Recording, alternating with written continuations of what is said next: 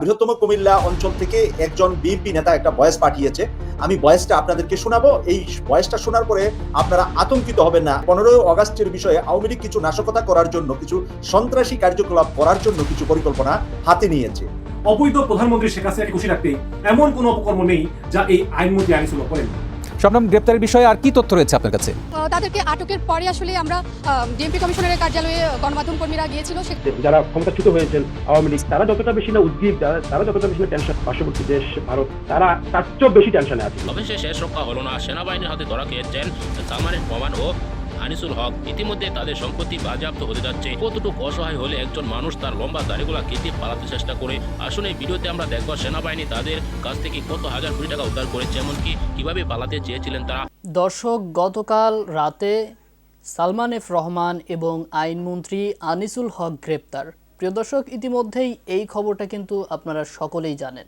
কিন্তু দর্শক, তারা শুধু গ্রেপ্তার হয়েছে নাকি তাদের সাথে অন্য কোনো কিছু ছিল? প্রিয় দর্শক, তাদের সাথে কি ছিল এবং তাদের এই মুহূর্তে কোথায় রাখা হয়েছে, তাদেরকে ঠিক কোন জায়গায় নিয়ে যাওয়া হয়েছে, দর্শক আজকের এই নিউজটি দেখলেই জানতে পারবেন। সেই সাথে প্রিয় দর্শক, আইনমন্ত্রী আনিসুল হকের এই 17 বছর ক্ষমতায় থাকাকালীন যে অন্যায় অপকর্মগুলো তিনি করেছেন তার ফিরিস্তি বের হয়েছে। তো দর্শক, এই আনিসুল হক ঠিক কি কি অপরাধ করেছে তার বর্ণনা আজকের এই নিউজের মাধ্যমে জানতে চলেছেন। তো দর্শক মণ্ডলী, যারা এই নিউজটা অন করেছেন না টেনে সম্পূর্ণ ভিডিওটি দেখতে থাকুন। সেই সাথে আরও জানান এই আইনমন্ত্রী আনিসুল হক এবং সালমান এফ রহমানের কি শাস্তি হওয়া উচিত। প্রিয় দর্শক, আজকের নিউজের আরও একটা গুরুত্বপূর্ণ ভিডিও দেখতে চলেছেন। সেটি হলো, এবার সাবেক বিডিআর কর্মকর্তা সব ফাঁস করে দিল। দর্শক মণ্ডলী, আওয়ামী লীগের আর শেষ রক্ষা হলো না। প্রিয় দর্শক, এরই সাথে সাথে আরও একটা গুরুত্বপূর্ণ ভিডিও দেখতে চলেছেন। এই 15ই আগস্টকে কেন্দ্র করে আওয়ামী লীগের যে গোপন চক্রান্ত চলছিল তারই অংশবিশেষ। দর্শক মণ্ডলী, তার অংশবিশেষ হিসেবে তারা কি করতে চলেছে এই 15ই আগস্টকে কেন্দ্র করে তা একটু পরেই দেখতে পারবেন। তো দর্শক, ভিডিওর শুরুতেই যে অংশবিশেষগুলো দেখিয়ে শুরু করেছিলাম তার বিস্তারিত আলোচনা থাকছে। প্রিয় দর্শক, আমি আর বেশি কথা বলবো না, চলুন দেখে আসবো আজকের কাঙ্ক্ষিত ভিডিওগুলো। তার আগে বলবো, যারা এখনও চ্যানেলটি সাবস্ক্রাইব করেননি অবশ্যই চ্যানেলটি সাবস্ক্রাইব করে পাশে থাকা বেল আইকনটি ক্লিক করে দিন। আর যারা ইতিমধ্যেই চ্যানেলটি সাবস্ক্রাইব করেছেন তাদেরকে অসংখ্য ধন্যবাদ। তো চলুন দর্শক, ভিডিওটিতে একটি লাইক দিয়ে আমরা ধারাবাহিকভাবে সবগুলো ভিডিওর আলোচনা দেখে আসি। শেয়ার করি। কখনো কখনো ইনফরমেশনের মাঝখান থেকে আপনারা হয়তোবা ভয় পেতে পারেন, কিন্তু ভয় পেলেও সত্যটাকে কিন্তু জানতে হবে এবং সেই কারণে সত্যের উপরে আপনাদের একটা প্রস্তুতি নিতে হবে। যে প্রস্তুতিটা কি, আজকে এই মুহূর্তে আমার কাছে বাংলাদেশ থেকে কুমিল্লা, বৃহত্তম কুমিল্লা অঞ্চল থেকে একজন বিএনপি নেতা একটা ভয়েস পাঠিয়েছে। আমি ভয়েসটা আপনাদেরকে শোনাবো। এই ভয়েসটা শোনার পরে আপনারা আতঙ্কিত হবেন না। আজ 14 অগাস্ট, আগামীকাল কিন্তু 15ই অগাস্ট। তাই 15 অগাস্টের বিষয়ে আওয়ামী লীগ কিছু নাশকতা করার জন্য, কিছু সন্ত্রাসী কার্যকলাপ করার জন্য কিছু পরিকল্পনা হাতে নিয়েছে। এরা রেল লাইন থেকে পাথর বস্তাভর্তি সংগ্রহ করছে।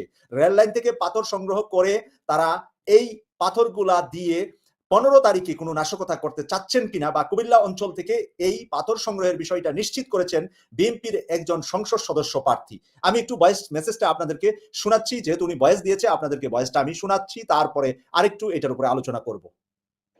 আসসালামু আলাইকুম ওয়া রাহমাতুল্লাহি ওয়া বারাকাতুহু। একটা অত্যন্ত বিশ্বস্ত একটা সূত্রে খবর পেলাম, আওয়ামী লীগের বিভিন্ন কর্মীরা রেল লাইন থেকে পাথর বস্তাভর্তি সংগ্রহ করাইতেছে লোকজনকে দিয়ে, অনেক টাকার বিনিময়ে। মানে তারা 1 লাখ 2 লাখ টাকা দিয়ে দিতেছে এক বস্তা পাথরের জন্য। তো এইটা একটা আতঙ্কের বিষয়, এরা পাথর সংগ্রহ করতেছে। এই বিষয়টা আমি একদম আমার নিজস্ব সূত্র থেকে কালেক্ট করছি। কুমিল্লা রেল লাইন থেকে পাথর সংগ্রহ হচ্ছে। তো যেহেতু কুমিল্লা থেকে হচ্ছে, অন্যান্য অঞ্চলেও পাথর সংগ্রহ করা হচ্ছে বলে আমি মনে করতেছি। বিষয়টা একটু আমলে নেওয়ার জন্য সবার প্রতি একটু অনুরোধ করা গেল। ধন্যবাদ। আল্লাহ হাফেজ। আপনারা ভয়েসটা শুনেছেন, যে বিএনপি নেতা যে ভয়েসটা আমার কাছে পাঠিয়েছেন সেই ভয়েসটা আপনাদেরকে শোনালাম। কুমিল্লা অঞ্চল ওনার বাড়ি, তাই কুমিল্লা অঞ্চলে পাথর সংগ্রহ করছে। এক বস্তা পাথরের জন্য 1 লক্ষ 2 লক্ষ টাকাও দিচ্ছে। তো বাংলাদেশের অনেক গরিব মানুষ আছে, তাদের কাছে 1 লক্ষ টাকা স্বপ্নের বিষয়। তাই সেই স্বপ্নটা পূরণের জন্য এটা আওয়ামী লীগ দিল, আর কোন মানুষের মাথায় তারা এটা ফেলবে বা কে মারা যাবে সেটা কিন্তু তারা ভাববে না। গরিব মানুষ 1 লাখ টাকা একসাথে পাবে, তাই তার জীবন পাল্টিয়ে ফেলবে, এই স্বপ্নে কিন্তু গরিবরা অনেক জায়গায় সহযোগিতা করবে, অথবা আওয়ামী লীগের কিছু যে চুট ডাকাত আছে, ছাত্রলীগ তো এখন ছাত্রলীগ না, ডাকাত লীগ, ওই ডাকাত লীগদেরকে দিয়ে ওরা এই কাজটা করছে কুমিল্লা অঞ্চলে। তো উনি আশঙ্কা করছে শুধু কুমিল্লা নয়, তাহলে অন্যান্য জেলায়ও করতে পারে। যেই জেলাতে রেল লাইন কাছে সন্নিকটে আছে সেই জেলার মানুষদের কাছে আমরা আজকের এই ভয়েসটা এবং আপনাদের কাছে এই কথাটা, আমরা শত্রুকে একেবারে মানে ফেলে দিব না, মানে শত্রু নাইও মনে করব না, আমরা শত্রুর মোকাবেলায় আছি, যুদ্ধ আমাদের চলছে। 24 সাল পুরাটাই আপনাদেরকে পাহারা দিতে হবে। বিশেষ করে এই আগস্টের 15 তারিখ হলো এদের সবচাইতে বড় টার্গেট, একটা নাশকতা করে সরকারকে বিব্রত করে কোনোভাবে এদের চোর ডাকাত বদমাশদেরকে রক্ষা করা।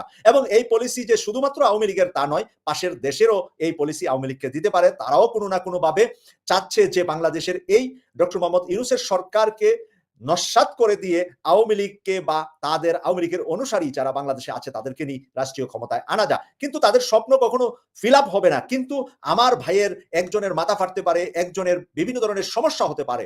15 তারিখে ঐক্যবদ্ধভাবে খালি হাতে ঘর থেকে বের হবেন না।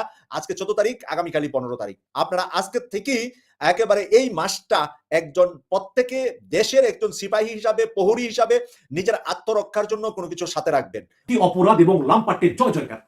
2014 সাল থেকে বাংলাদেশের বিভিন্ন জেলা ও মহানগরে অধস্তন আদালতে যত নিয়োগ আছে তার অধিকাংশই খাতা পরিবর্তন, জালিয়াতি, পরীক্ষা না দিয়ে চাকরি সহ নানা ধরনের অনিয়ম, দুর্নীতি, ঘুষ বাণিজ্য সহ পাহাড় সমান অপরাধ সংঘটিত হয়েছে সরাসরি এই আইনমন্ত্রী আনিসুল হকের নির্দেশে। আইনমন্ত্রীর নির্দেশে এগুলো বাস্তবায়ন করত তার সাবেক সচিব জহুরুল হক দুলাল, যিনি মারা গেছেন কিছুদিন আগে, এবং বর্তমান সচিব গোলাম সরোয়ারের তত্ত্বাবধানে। আইনমন্ত্রী আনিসুল হক তার ক্ষমতা কাটিয়ে ব্রাহ্মণবাড়িয়ার সন্তান তার গোলাম সরোয়ারকে সচিব পদে বসেছেন অন্যায়ভাবে, আইন বহির্ভূতভাবে। তারপরও নির্বিঘ্নে চালিয়েছেন দুর্নীতির রাম রাজত্ব। গোলাম সরোয়ার জি হুজুর টাইপের একজন মানুষ। সরোয়ারের সততার ভান ধরে আইজিআর অফিস সহ বিভিন্ন অধ্যস্তর দপ্তরে আর্থিক বড় লেনদেনের খাতগুলো থেকে নিয়মিত তিনি বিপুল অঙ্কের টাকা ভাগ পেতেন। মুখোশের আড়ালে থেকে তিনি নিয়মিত বিপুল অঙ্কের মাসোয়ারা নিতেন, এখনো নেন। অবৈধ প্রধানমন্ত্রী শেখ হাসিনাকে খুশি রাখতে এমন কোনো অপকর্ম নেই যা এই আইনমন্ত্রী আনিসুল হক করেননি। শেখ হাসিনার ছেলে সজীব ওয়াজেদ জয়ের ফান্ডকে সকল সরকারি কাজ পাইয়ে দিতে তিনি এবং দরবেশ বাবা খ্যাত সালমান এফ রহমানের তদবির করতেন, যার একটি ফোন কল রেকর্ড ভাইরাল হয়। প্রহসনমূলক বিচারের মাধ্যমে জামাত তাদের ফাঁসি দেওয়াতেও এই আনিসুল হকের ভূমিকা কিন্তু ছিল। যুদ্ধাপরাধের বিচার সঠিকভাবে হয়নি এবং সরকারের টার্গেটই ছিল জামায়াত তাদের ফাঁসিতে ঝুলানো বলে মন্তব্য করেছেন হিউম্যান রাইটস ওয়াচ এশিয়ার সাবেক পরিচালক ব্র্যাড অ্যাডামস। শুধু তাই নয়, বেগম খালেদা জিয়ার নামে মিথ্যা দুর্নীতির মামলার বিচার কার্য প্রভাবিত করতে তিনি সবসময় দুদকের আইনজীবী মোশাররফ হোসেন কাজলের উপর চাপ প্রয়োগ করতেন, যার একটি ফোনালাপ ফাঁস হয়। হ্যালো, হ্যাঁ বলো। হ্যাঁ, ওই যে কোর্টে ওর নাম কি দিয়ে গেছে? আরে সকালবেলা থেকে প্রধানমন্ত্রী সরকার দুদক এগুলো ক্যাটারিং শুরু করতে আমিনুল ইসলাম, আমিনুল হক, আমিন, হ্যাঁ হ্যাঁ, ওকে দিছে আগে। এই জন্য এই করবে না। এবার কি কালকে শোনো না, কালকে প্রধানমন্ত্রী সিলেটে গেছে, ওই কাজের সাথে এই কাজ মিলে গেছে। তুমি একটু মেজাজটা ঠিক রাখো। শোনো একটা কথা শোনো।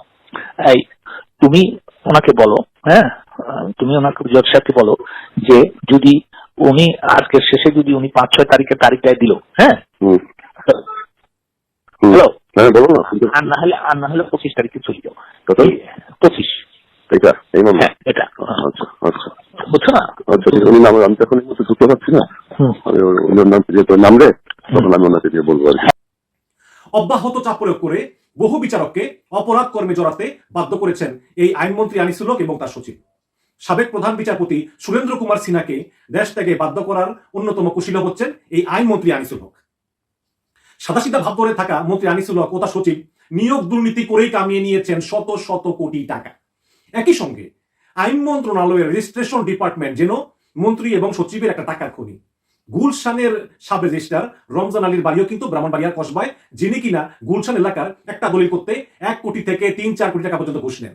ঢাকার ডেপুটি রেজিস্ট্রার সাবেকুন ঢাকার বিভিন্ন সাব রেজিস্ট্রার অফিস থেকে বস্তায় বস্তায় টাকা কালেকশন করে তুলে দেন এই আইনমন্ত্রী আনিসুল হক এবং তার সচিবের কাছে। 2017 সালের 28শে মার্চ জন্মদিনের অনুষ্ঠানে আমন্ত্রণ জানিয়ে অস্ত্রের মুখে রাজধানীর একটি বেসরকারি বিশ্ববিদ্যালয়ের 2 ছাত্রীকে রাতভর উপর্যুপরি ধর্ষণ করেন আপন জুয়েলার্সের কর্ণধার দিলদার আহমেদের ছেলে সাফায়াত আহমেদ সহ 5 জন। ওই বছরের 6 মে বনানী থানায় 5 জনকে আসামি করে মামলাটি করেন ধর্ষণের শিকার ওই 2 ছাত্রী। এই ধর্ষণের ঘটনায় দেশ জুড়ে তোলপাড় শুরু হয়। বছরের পর বছর চলা এই মামলায় প্রধান আসামি সাফাত আহমেদের বাবা দিলদার দিলদার আহমেদের নিকট থেকে কোটি কোটি টাকা হাতিয়ে নেন আইনমন্ত্রী আনিসুল হক এবং তার সচিব, এবং শাফাত আহমেদ ও তার বন্ধুদের খালাস দিতে বিচারক মোসাম্মদ কামরুন নাহারের উপর চাপ প্রয়োগ অব্যাহত রাখেন। ধর্ষণ সংঘটিত হবার 4 বছর পরে মানে 2021 সালের 11 নভেম্বর ঢাকার নারী ও শিশু নির্যাতন দমন ট্রাইব্যুনালের বিচারক মোসাম্মদ কামরুন নাহার আপন জুয়েলার্সের মালিকের ছেলে শাফাত আহমেদ সহ 5 জন আসামির সব কজনকে বেকসুর খালাস দিয়ে দেন। এরপরে সুশীল সমাজের পক্ষ থেকে এই রায়ের প্রতিবাদ করলে আসামি শাফাত আহমেদকে খালাস দেওয়ায় আইনমন্ত্রী আনিসুল হক স্বয়ং বিচারক মোসাম্মদ কামরুন নাহারের সমালোচনা করেন এবং প্রধান বিচারপতির কাছে ব্যবস্থা নিতে চিঠি লিখবেন বলে জানান। আইনমন্ত্রী চিঠি পেয়ে বিচারক মোসাম্মদ কামরুন নাহারকে ঢাকার নারী ও শিশু নির্যাতন দমন ট্রাইব্যুনাল 7 থেকে প্রত্যাহার করে এজলাসে না বসার নির্দেশ দিয়েছিলেন প্রধান বিচারপতি সৈয়দ মাহমুদ হোসেন। আইনমন্ত্রীর এই দুমুখ নীতি এখানে স্পষ্ট হয়ে গেল। যেই আইনমন্ত্রী এবং তার সচিবের নির্দেশে বিচারক মোসাম্মদ কামরুন নাহার ধর্ষণের মামলা থেকে 5 জনকে খালাস দিলেন, সেই আইনমন্ত্রীর মুখে নিজের সমালোচনা এবং পরবর্তীতে বিচার কার্য থেকে অপসারিত হয়ে হতাশ এবং ক্ষুব্ধ হয়ে পড়েন বিচারক মোসাম্মদ কামরুন নাহার। দেশটাকে অস্থিতিশীল করার জন্য বা দেশের সবকিছুকে আবার রিক্যাপচার বের করার জন্য যতটা না আমাদের মানে তৎকালীন না অর্থাৎ যারা ক্ষমতাচ্যুত হয়েছেন আওয়ামী লীগ, তারা যতটা বেশি না উদ্গ্রীব, তারা যতটা বেশি না টেনশন, আমি মনে করবো যে আমাদের পার্শ্ববর্তী দেশ ভারত তারা তার চেয়েও বেশি টেনশনে আছে। কিন্তু আমি পুলিশের রিফর্ম নিয়ে বা পুলিশের আস্থাহীনতার জায়গা থেকে আবার আস্থায় ফেরত আসাটা যে জিনিসটা খুব ব্যাপকভাবে এখন আলোচনা হচ্ছে, আমি একটু আমার ব্যক্তিগত একটা অভিজ্ঞতা দিয়ে বলি। আমাদের তদানীন্তন বিডিআর এর যে কার্নেসটা হওয়ার পরে ঠিক এরকমই কিন্তু একটা রিফর্ম কিন্তু হয়েছে। নাম পরিবর্তন হয়েছে, পোশাক পরিবর্তন হয়েছে, সমস্ত ব্যাজ র্যাঙ্ক, লোগো এবং ডিপ সাইন অর্থাৎ সবকিছু মনোগ্রাম সবকিছু চেঞ্জ হয়েছে।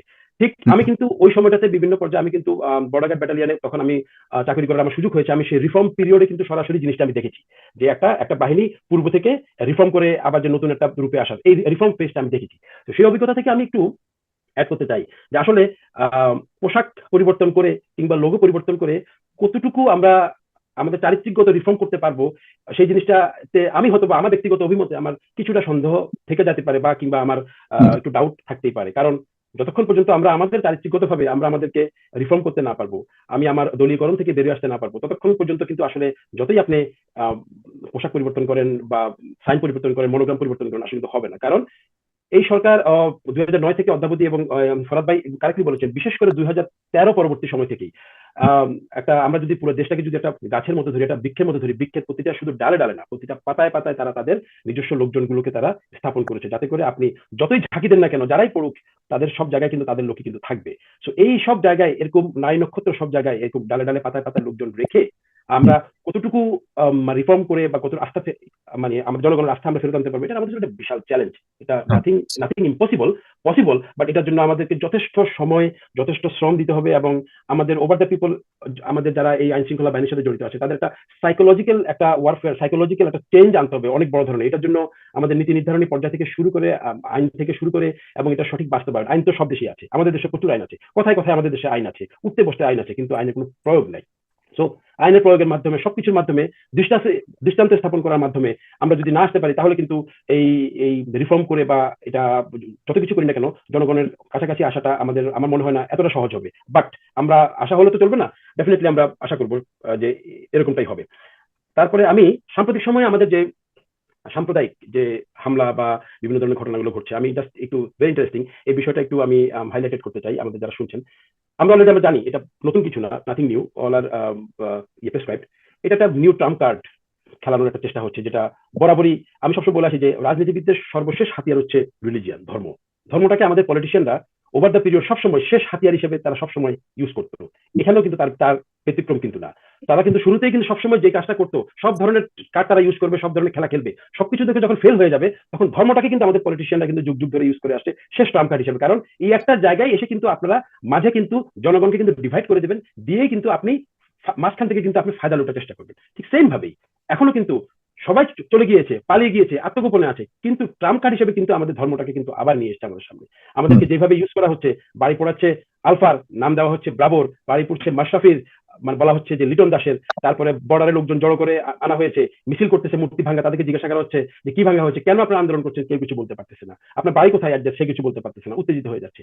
সো আসলে স্ক্রিপ্টটা লেখা হয়েছে, বাট যারা লিখেছেন স্ক্রিপ্টটা তারা খুব বেশি সময় নিয়ে বা একটু ভালো মতো স্ক্রিপ্ট গুলো লেখেননি, কিংবা যাদেরকে এই কাজে লাগেনি, ফেইলিউরটা হলো করতে যাচ্ছে। এটা আমি বলতে চাচ্ছি এই ট্রাম্প কার্ডটাও ফেল করবে না, কারণ একটা সময় ছিল যখন এই সমস্ত ট্রাম্প কার্ড গুলোকে জোর করে কিন্তু ইউজ করার জন্য না মানে সুযোগ ছিল। কিন্তু এই আপনি মুহূর্তে আমার মনে হয় ডোনাল্ড ট্রাম্প যেটা খেলার চেষ্টা করেছে প্রাক্তন সরকার, সেটি কি ফেল হয়েছে, তাদের এটা সফল? না, আমি আমি আমি তো বলছি যে এই ট্রাম্প কার্ড কাজ করবে না, এই ট্রাম্প কার্ড কাজ করবে না, কারণ এখন আমাদের দেশটাকে অস্থিতিশীল করার জন্য বা দেশের সবকিছুকে আবার রিক্যাপচার বের করার জন্য যতটা না আমাদের মানে তৎকালীন না, অর্থাৎ যারা ক্ষমতাচ্যুত হয়েছেন আওয়ামী লীগ, তারা যতটা বেশি না উদ্গ্রীব, তারা যতটা বেশি না টেনশন, আমি মনে করবো যে আমাদের পার্শ্ববর্তী দেশ ভারত তারা তার চেয়েও বেশি টেনশনে আছে কিন্তু, কারণ তাদের ওভার দ্য পিরিয়ড তাদের এখানে কিন্তু প্রচুর ইনভলভমেন্ট, প্রচুর ইনভেস্টমেন্ট, ব্যবসা বাণিজ্য থেকে শুরু করে সবকিছু অনেক কিছুই আছে। তারা যখনই এটার জিস্ট অর্থাৎ ফলটা তারা যখন ভোগ করার জন্য তারা তখন মানে গ্রাউন্ডটা প্রিপেয়ার করেছে, খুবই আনএক্সপেক্টেডলি আসলে এই কলাপসটা হয়েছে, গভর্নমেন্টের কলাপসটা হয়েছে, যেটা আসলে সবার জন্য অ্যাবজর্ব করাটা এই মুহূর্তে খুব বেশি কষ্টকর। প্রিয় দর্শক, আমি আশা করছি আজকের নিউজটি সম্পূর্ণ মনোযোগ দিয়ে দেখেছেন। সেই সাথে দর্শক, এই ভিডিওগুলো সম্পর্কিত যদি কোনো তথ্য বা মতামত থাকে তাহলে অবশ্যই কমেন্ট করে জানান। দর্শক মণ্ডলী, নিউজটি শেষ করছি এখানেই, ফিরছে আগামী ভিডিওতে নতুন কোনো টপিক নিয়ে। আল্লাহ হাফেজ।